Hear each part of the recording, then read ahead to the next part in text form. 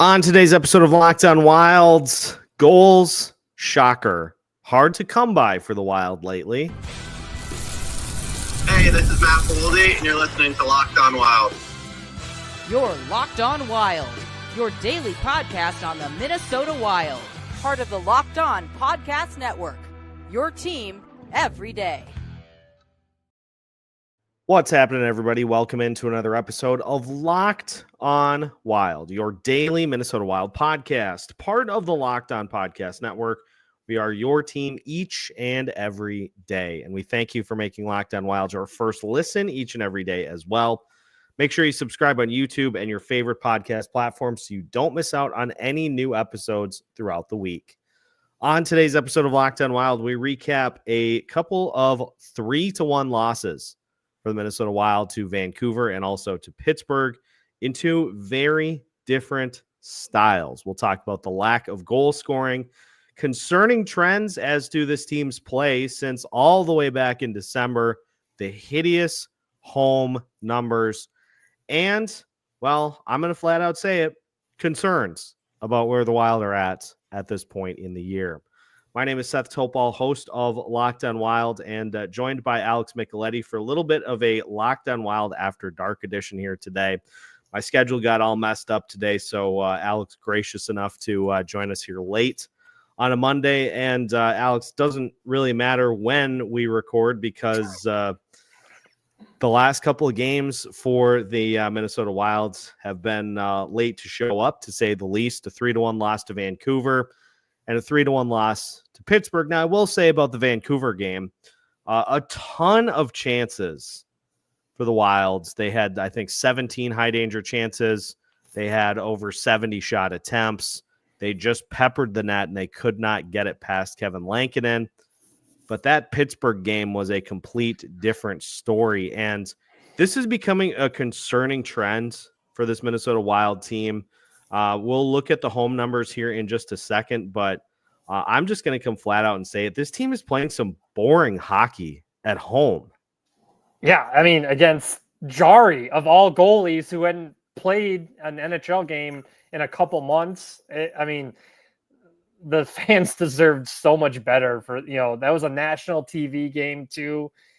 Fleury's last start against Sidney Crosby, Chris Letang, Evgeny Malkin, and they just did not show up against a team in Pittsburgh who's a lottery-bound team that's not trying to make the playoffs. It is so frustrating. And like you said it, Jari has been hideously bad this year. The Pittsburgh Penguins are the worst team in the league in terms of 5-on-5 goals allowed. And so naturally, the Minnesota Wild did not score a single 5-on-5 goal. They scored once on the power play, but it's like there just is such a wrench in the spokes right now for this team. Like you look at the line combinations that were utilized. You had Vinny Hinostroza on the top line with Matt Boldy and Marco Rossi for like a half a period. And then that got turned upside down. You have a new acquisition for the Minnesota Wilds that was acquired for 2 players, was supposed to come in and bring some bottom 6 scoring, but it turns out he can't skate, so he only played 4 minutes against the Penguins. This team is a bit of a mess right now, but I think the thing that is most concerning to me is it seems like there is starting to be a little bit of a disconnect between head coach and GM just as to what this roster looks like and how best to utilize the players that are on this roster. I understand Kirill Kaprizov's out. Joel Eriksson Ek is out. Those are 2 huge pieces to what you're doing offensively. But how can 2 players be taken out of the lineup and you just turn into a team that is just incapable of scoring goals?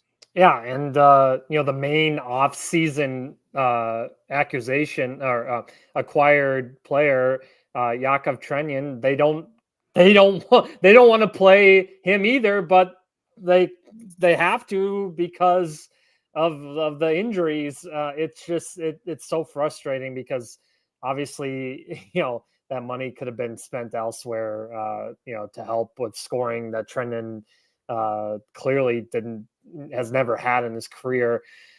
There's, I've said it over and over, this team has 3 lines of basically like fourth liners right now. And there was a reason why Vinny Hinostroza was on waivers too.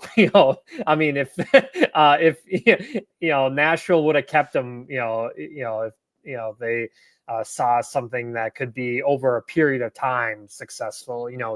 He started off, brilliant, but he was on waivers for a reason there. And like you said, it just seems like the head coach wants to play a different way than the GM, and that's never a good sign. Yeah, and it seems like every move that has been made here recently within the last, from last trade deadline, the Wild didn't do a ton because they were out of it, so they were in seller mode.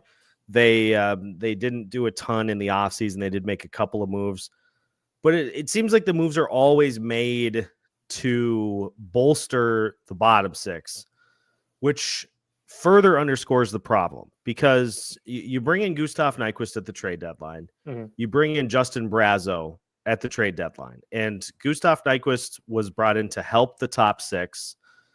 So far, that top 6 they have not found a congruent unit to utilize there. But again, this goes back to this relevant issue where you have third or fourth line guys that are being spread all the way up into the top 6 and are being asked to fill roles that they never were at any point. Like, I know we continue to beleaguer it, but Marcus Johansson, like that gave me honestly kind of a laugh. Right. Is you had all these moves made, and you can just guarantee that you look at the lineup after the moves are made, and Marcus Johansson's going to be right there. Pencilman, top 6. Second line right wing, and then Vinny Hinostroza on the top line. Like, these are not top 6 players. No. Or top power play. Like, he's on the top power play too. What? Right. And that has been Bill Guerin's go-to to bolster the team, is to just add to that stockpile. And I know you have to pay a hefty price to get players that are capable of playing those roles, but there are players that you can put into the mix that are closer to that type of player than what you currently have on the roster. And so at the deadline, look, I'm over the trade deadline. Like, it was, I'm going to call it a half measure, but the team, I understand that the team didn't have resources to do what a lot of us, including myself, wanted to see them do. But I can't accept seeing the type of assets that were sent out, struggling assets, albeit, but to go out and get a guy in Justin Braun and 2 games in be like, well, we can't play him. We can't play him on the fourth line. Who signed off on that? What pro scout thought that was going to make a difference on the team? It's great. It's great to add size, but if you can't skate, the size doesn't do you any good. You know, I'd rather take a 5'9" guy that can skate than, that's the name of the game in the NHL now, is you need to be able to skate. And obviously he can't skate, and that's why he sat on the bench for over a half a period. And now, like, from a center depth perspective, didn't address that. That is the one spot I think I would have liked to have seen addressed at the deadline. Mm-hmm. And as Michael Russo noted in his latest for The Athletic, you could go get a guy like Nico Sturm for he was out there cheap. He won a Stanley Cup. He was there for the taking. San Jose was offloading anybody they could.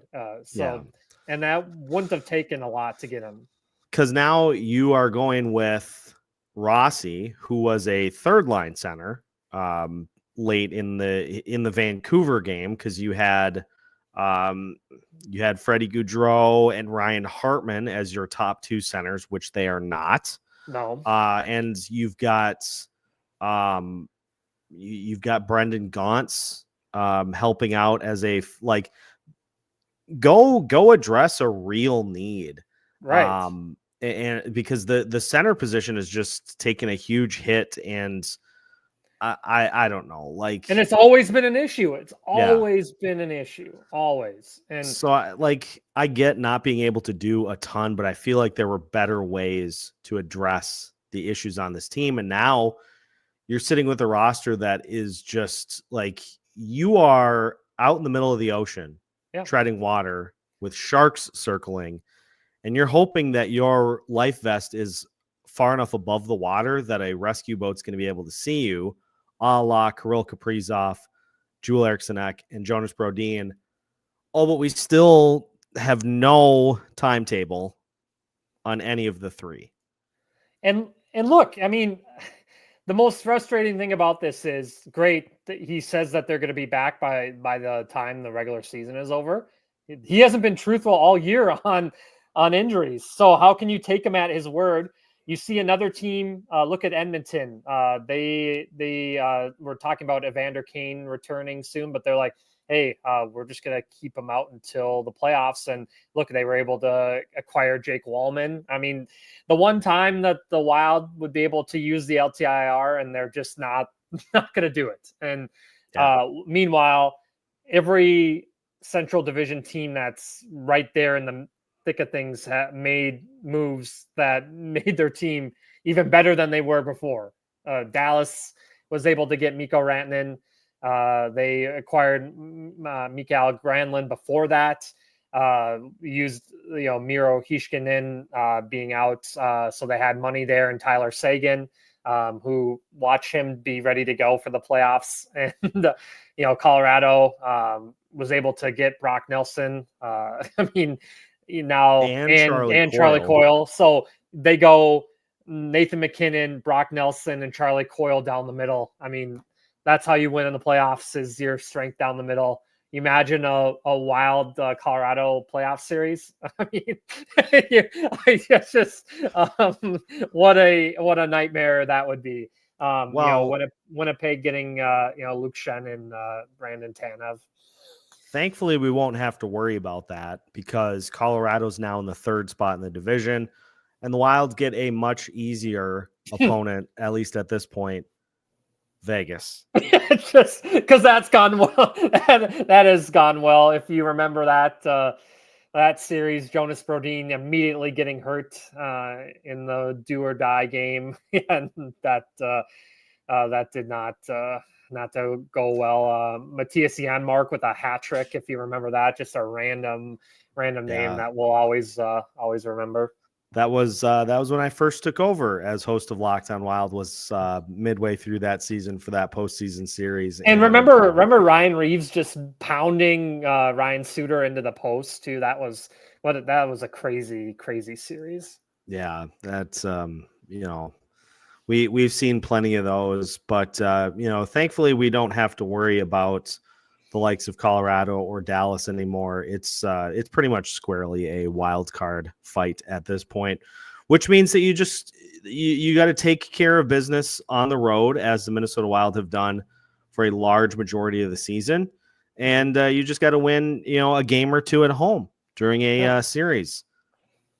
Oh yeah, let's look at the home numbers for the Minnesota Wild. We'll take a look at the home splits, because you can barely even believe that these are actual numbers that a team is putting together on their home ice.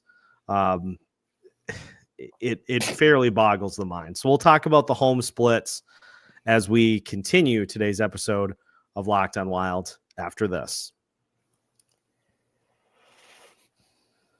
Today's episode of Locked On Wild is brought to you by Wonderful Pistachios. Looking for a snack that's both delicious and nutritious? Crack into a good source of protein with Wonderful Pistachios. Wonderful Pistachios is one of the highest protein nuts. Each 1 ounce serving has 6 grams of protein, giving you over 10% of your daily value. Plus, they're packed with fiber and better for you unsaturated fats to keep you feeling fuller longer. My favorite is the honey roasted no shells variety. I have a bag sitting on my coffee table in my living room. perfect snack to just take a handful or two while you're sitting on the couch watching your favorite show or unwinding from a full day at work. They give you a great boost, and it's so easy. I mean, we associate pistachios with having to rip the shells off. Not anymore. Shell-free is the perfect way to go for wonderful pistachios. So get snacking and get cracking with the snack that packs a protein punch. Visit wonderfulpistachios.com to learn more. That's wonderfulpistachios.com to learn more. Wonderfulpistachios.com. Welcome back to today's episode of Locked On Wild. Once again, we thank you for making Locked On Wild your first listen each and every day. Reminder, we will have a live show for you coming up tomorrow night at 8. Everything is good with Denny, just was not feeling good. So we will we'll have you set for 8 p.m. tomorrow night right here on YouTube. Join us. Should be a lot of fun, especially considering what we're going to talk about next, Alex. I can't even believe that these numbers are real. I've done the splits on the Minnesota Wild's home and home numbers. The Minnesota Wild have the second fewest points at home out of any team in the NHL. Let me read you that again. The Minnesota Wild have the second fewest points of any team in the NHL at home, with 29. They have played 29 games at home. They're 14-1. The only team that is worse is the San Jose Sharks with 20. The Wild are averaging 2.55 goals per game at home. They are giving up just over 3. The power play at 20.3% is respectable. 20%. I went through and I charted every power play and penalty kill for the Wild in their entire existence. They don't get over 20% all that often. They've done it about 6 times in their franchise history. So 20% is fine. 20% power play is fine. The next number is one that it's indefensible. It's inexcusable. 65% on the penalty kill at home. Again, I read 65% on the penalty kill at home. And we saw some just thrilling, exciting state tournament hockey at the X over the last couple of weeks with the boys and the girls tournament. Number one, I think if I were to come in and try to roll my sleeves up and fix this, the Wild they got to find a way to play a more entertaining style at home. You can't go into a home game and just spend the entirety of the first period, trying to limit your opponent from scoring. You have to flip your focus to let's go score ourselves, because at home, you got to get the home crowd into it. You got to give them a reason to get up and be loud. And this Wild team has struggled mightily to do that all season. And the Pittsburgh game, for example, how do you not score on a double minor? It's inexcusable in the NHL that when you get something like that, you should be able to pot one home, and to not and then give up a power play goal after that was just demoralizing. I mean, they almost had it killed off, and they leave Malkin right open right in front of the net. One of the best goal scorers of the past decade and a half. That's just inexcusable. And especially, this was such a big game for Fleury. Of course, he was going to start this one against Pittsburgh and against his buddies, for the last time, and they just did not. They did not show up in front of them. That's so frustrating. I can just tell how the game's going, even if I'm not paying. If I'm away, if I'm covering a game and I'm not able to watch directly, I usually just look to see if Jesse or Russo have tweeted something to the effect of no shots in the opening 7 minutes of the first period for the Minnesota Wild. And I'm like, how can you do this at home? I love the trade deadline pickup. People are wondering, is he hurt? Is he hurt? No, he is stuck to the bench because we found out a guy that we traded 2 assets for, regardless of what they are, he can't even skate. A career minor leaguer until he somehow found some magic last year. Just what is going on? Well, and then also Gus Nyquist, we find we read in the Athletic, he has lost a step or 2 from when they first had him. So why acquire a guy who was a -20, a struggling asset going to a struggling team? Yeah, that's really going to change things. Well, and in terms of the return, a second-round pick, the Florida Panthers, I do believe, acquired Brad Marchand for a second round with the potential to turn it into a first-round pick. Right. Frankly, I'm surprised that the Wild didn't try to go the Marchand route if they're really trying to double down on the attitude era, which I can't believe that I just now am thinking of that as that is how I think this Bill Guerin tenure is going to be viewed, as the attitude era, because you've got a team that they try to fight their way through as opposed to simply, I don't know, scoring goals. Yeah, it's just, Guerin's kind of digging himself in the hole, like we've talked about over the past couple of years with these no move contracts, because he's going to guarantee it. This summer, he's going to start asking some of them if they'll waive it. And they have the power over him, and they can say, well, we're not leaving. We're not leaving. I'm gonna spin off of this with, I think, a scenario that's worse. I don't know that Bill Guerin is going to ask, because so there are 2 scenarios here. The one is that he legitimately thinks that these guys can do what they did in 2021, 2022. It's just a matter of, giving better effort on the ice. And so he's not going to move them, because all they are is one good pep talk away from getting back to that level. That's frightening. The second scenario is that he all these deals came about after that season, and he went a little too far with the protections, and now he will try to ask and will get told no. So you tell me which one's worse. It's a nightmare scenario either way, right? Oh man. I need to move on for my sanity, and I apologize for just coming in just absolutely on fire here, but like this is where the franchise is right now.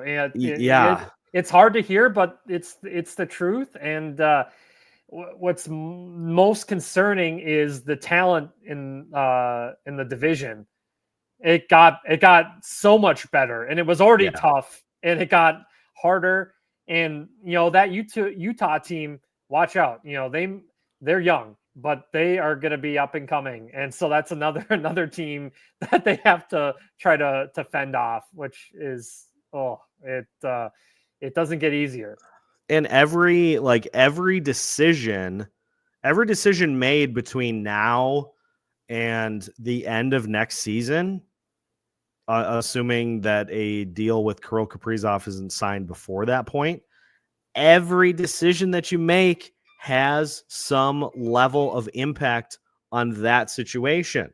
So I will say, maybe it needs to be treated with this severe type of reaction, because all of these things are going to be on the mind of 97 when it comes time to sign his new deal. And if he sees a team that's stuck in the mud, which, by the way, the definition of stuck in the mud, the last 39 games the Minnesota Wild have played since December 4th, 19 and 20. And yeah, and there's a big conundrum too that we're going to get into probably all summer too. Once once the season event is eventually over, is what they do with Marco Rossi, because he's almost outplaying Matt Boldy, and his agent is going to look at that contract and he's going to want Matt Boldy money.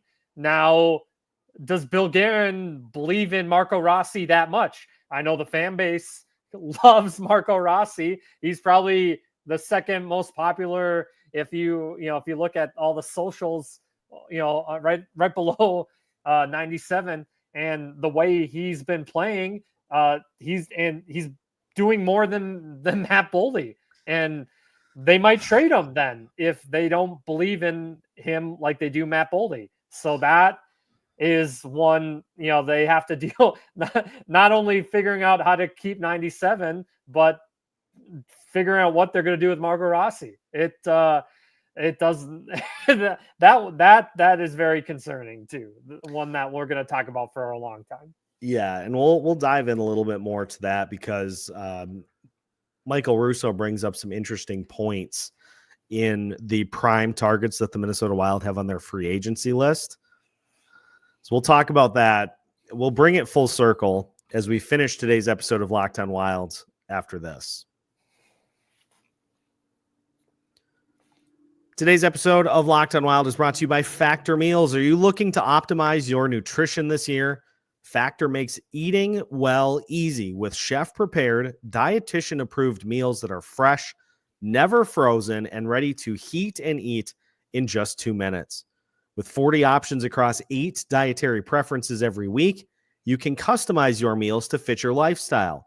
Whether it's Calorie Smart, Protein Plus, or Keto, Plus Factor even offers wholesome smoothies, breakfasts, and grab-and-go snacks to keep you fueled all day long. Personally, I love the smoothies.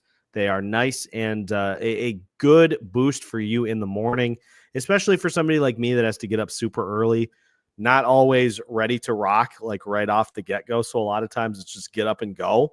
Factor makes those breakfast smoothies that are just so perfect to get your day started right.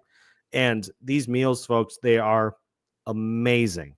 All you do is you pop them in the microwave. They're ready to rock, and they have so many great options for you. Factor is definitely worth checking out. So eat smart with Factor. Get started at factormeals.com/LockedOnNHL50 off and use code LockedOnNHL50 off to get 50% off your first box plus free shipping. That's code LockedOnNHL50 off at factormeals.com/LockedOnNHL50 off to get 50% off plus free shipping on your first box of Factor Meals. Final segment of today's episode of Locked On Wild. Once again, we thank you for making Locked On Wild your first listen each and every day. Seth, Toupal, and Alex Micheletti finishing things out here. We've got everything figured out.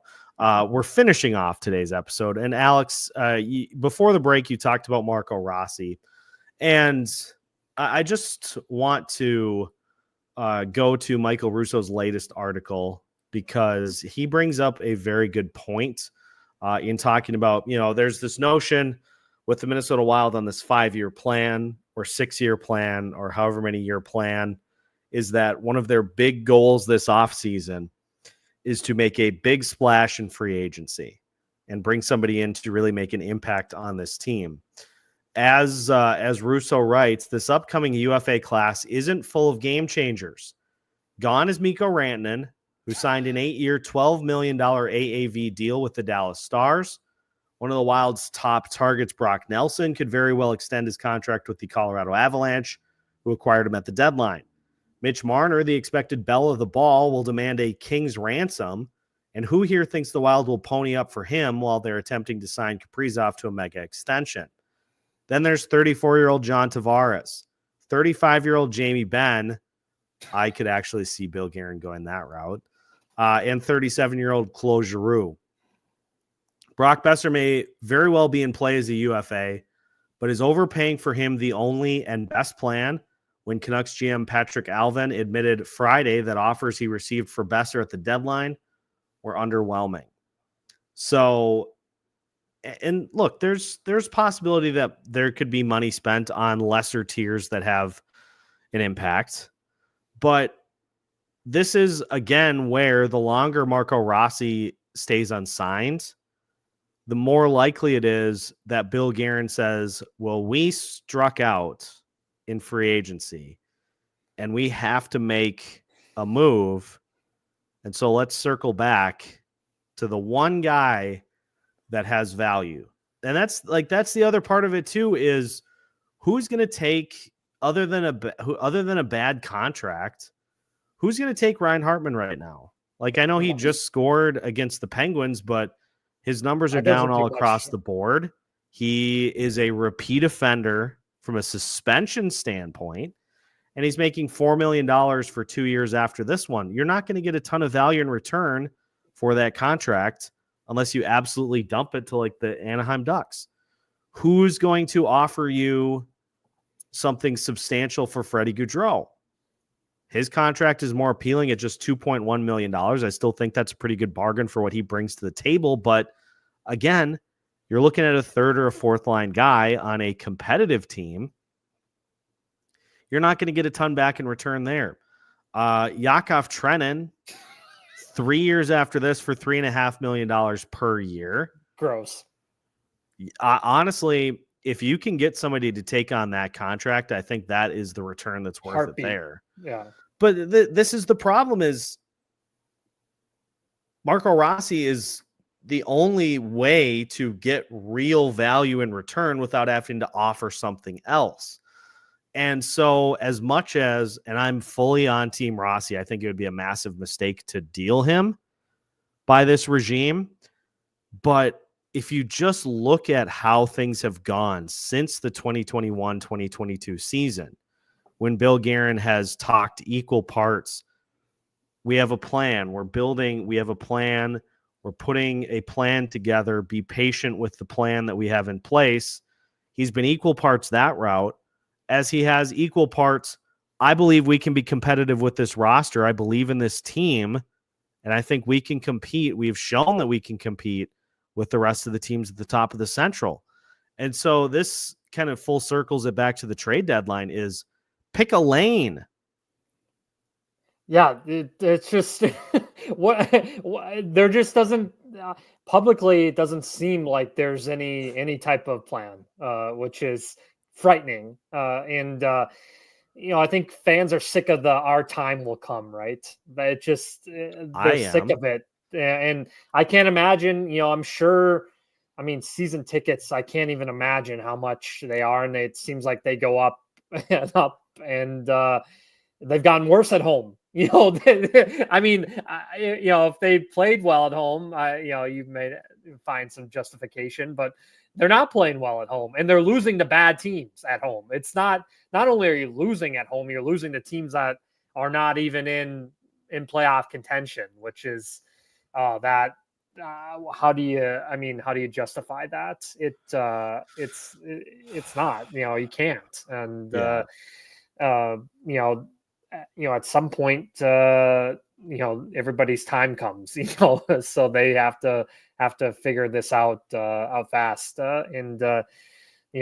He's clearly made some mistakes. Yakov Trenin, what was the thought process there? Colorado got him at the trade deadline, last season, and they said, no, we're not, this is not an asset that we want to keep.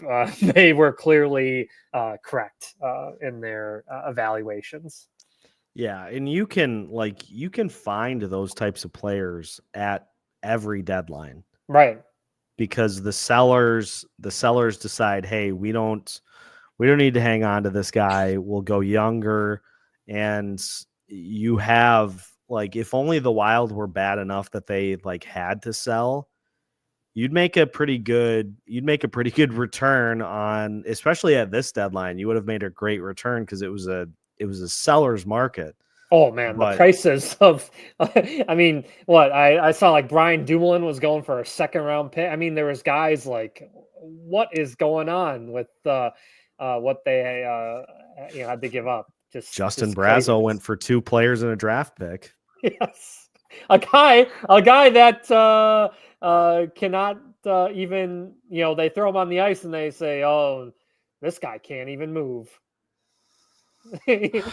Caramba. Well, I'm sure the hold on the wild card position will be maintained throughout the course of this week, because it's not like the schedule gets tougher too. Colorado on Tuesday, the New York Rangers on Thursday, St. Louis Blues on Saturday, the Los Angeles Kings on Monday, Seattle Kraken on Wednesday, Buffalo Sabres on Saturday at home. All 6 of those games at home here. And I'm just going to say it because of where this team is at right now. You got to win at least 4 of those games, but the way the Wild have played at home, they're probably going to win 2 or 3. Right? I mean, look, we talked about bad teams. Look, Buffalo, the Kraken are pitiful. So bad. And they almost let them creep back into that one when they played them a few games ago. But yeah, non-playoff teams, you have to win. It was nice that they banked points early, but now they can't afford to. We see the swing of how that happens if they lose a couple in a row. And look at Calgary's right there. Vancouver's making a push. The Blues are somehow I don't know how the Blues are doing it, but the Blues are somehow still alive. And you think Boston's regretting getting rid of Jim Montgomery? You think? Man, because what he's doing is incredible with the Blues, because they have no business of sniffing the playoffs, but they're hanging around that second wildcard spot. They're still doing it. Well, if you feel any sense of morbid impending doom by listening to today's episode of Locked On Wild, you may be entitled to financial compensation at some point down the road. So thank you, everybody, for tuning in to today's episode. Look, one thing that I will never hide behind is the real feelings that I have for this team at this current moment. We were abundantly positive at the beginning of the year, and I just have found it very difficult to stay with that vein, considering how things have played out and considering just the level of confusion and complete unknown that surrounds 3 of the biggest pieces on this team as we go down to just over a month left to go in the season. That does not sit well. No sugarcoating. No sugarcoating. So you're gonna get exactly how I'm feeling every episode, and that's just the way it is. But that's why we do it, and appreciate everybody taking the time to listen each and every day of the week. Make sure to subscribe if you have not already, so you don't miss out on any new episodes throughout the week. We got new episodes for you every Monday through Friday as part of the Locked On Podcast Network.